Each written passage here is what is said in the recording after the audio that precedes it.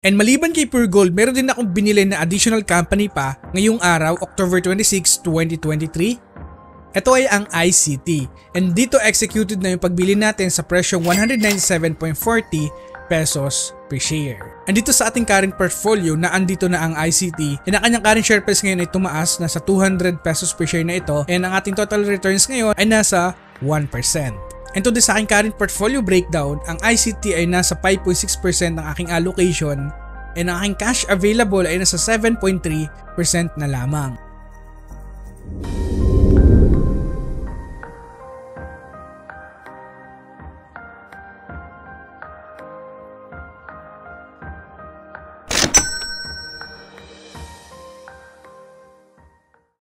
International Container Terminal Services Inc.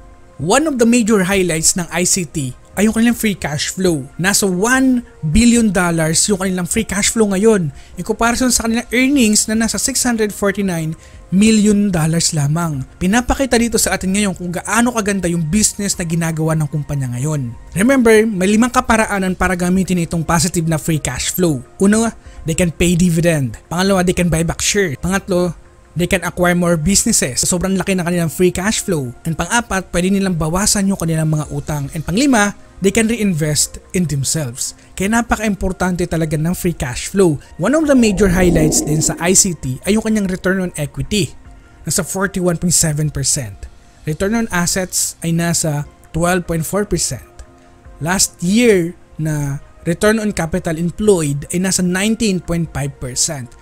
Pinapakita all of the metrics, pinapakita sa atin na gumaganda yung management ng company. Nung marami nagtatanong kung bakit sobrang laki ng kanilang utang. And ang kanilang cash available lamang ay nasa 575 million pesos. Kung sa unang tingin, talagang mangangamba kasi ang laki ng kanilang utang. So itong kumpanya, ito yung literal na they use other people's money to fund the business and to grow the business. So ang pinaka-concern lang natin dito, as long as itong company ay maganda yung management quality, okay tayo dito. Wala tayong problema as long as nababayaran nila ng maayos yung kanilang mga obligations. And over the past 18 years, ang kanilang return on equity average ay nasa 16.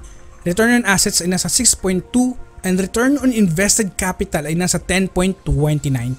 So dito pinapakita sa atin na over the past 18 years, talagang namamanage niya ng maayos yung kanyang utang na malaki, no? Because of their others people's money. So for me, kapag pumangit ang management ng kumpanyang ito, talagang labis na maapektuhan ito at labis na bubulusok pababa. Pero ngayon, nakikita natin na labis na nag-i-improve yung kanilang operations sa loob ng business. Kaya naman, kitang-kita naman natin ito sa pag-grow ng kanilang share price over time. Over the past 23 years, ang total returns ng ICT ay nasa 6,370%. In comparison sa SPY, nasa 239% lamang. Pinapakita kung gaano kadominante ang kumpanyang ito compare sa index. Sa sobrang dami ng port ng company across the globe, talagang labis na magbe-benefits ang company ito over time. Dito pinapakita sa mga stock na merong market dominance and also maganda yung return on capital. And hindi lamang yun, nagbibigay din sila ng dividend. Dito makikita natin na nagko-compound over time yung mga pinaglalagakan natin na investment. Now, in conclusion, the best dividend stock for the next decades should have a strong dividend history, financial stability, market leadership, and potential for sustainable growth. Na kung itong video nito ay naging useful sa'yo, gusto kong makisuyo sa'yo na pindutin mo yung like button para marami pang potential investor yung maabot itong ating channel. And please subscribe para maging updated ka sa mga bagong videos na kagaya nito ang i-upload natin. And this is Peso Warrior na nagpapaalalang, invest wisely and see you on the other side.